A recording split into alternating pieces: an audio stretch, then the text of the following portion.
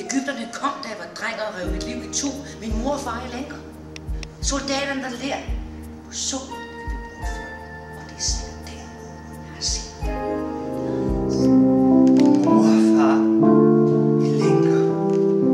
Soldaterne, der ler. Du så, da vi blev bortført.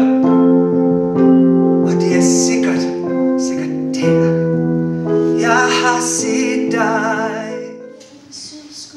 Ja, det er mig, der er instruktøren. Jeg hedder Pia Mourier, og det I måske kan høre i baggrunden, det er prøverne på Aida, hvor vi er i det første spæde start med scenearrangement, og hvor man skal lære at gå og stå.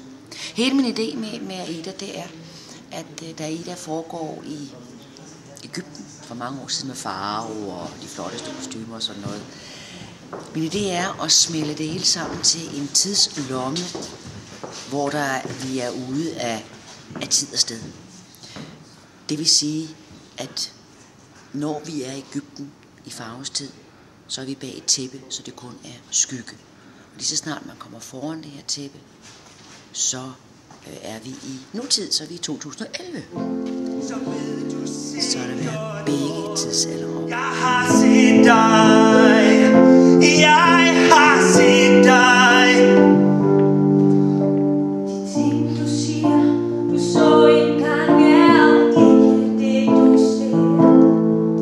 Du ser en skæbne ligesom din, en slave livet mere. Jeg levede for et håb om, jeg ser det håb i dig. Det glemte af håb om frihed, der aldrig bøjer sig. Mit håb er i din tavshed. Det her er aldrig sket. For jo, du er min prinsesse.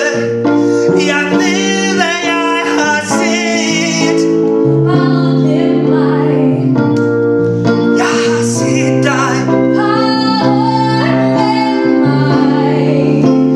Jeg har set dig. Jeg har set dig. Hvorfor sætte Aida op? Ja, det er jo en historie, som aldrig nogensinde går af mode. Det handler om kærlighed, og ikke kun om kærlighed.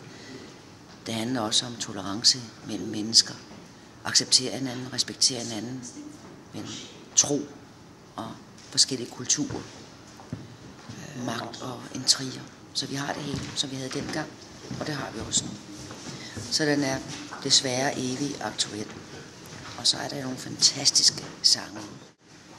Men for at vi skal komme udenom det her med, at vi skal se på nogle blege danskere som egyptere, så har vi gjort det, at vi laver det som en tidslomme, hvor vi er ude af tid og sted. Også på grund af historien er helt gyldig. Så jeg håber og glæder mig til at se jer alle sammen til Aida. Hvorfor skal verden skille os ad? Jeg vil bare leve frit. Hvorfor skal verden skille os ad? Jeg vil bare elske frit. Jeg vil bare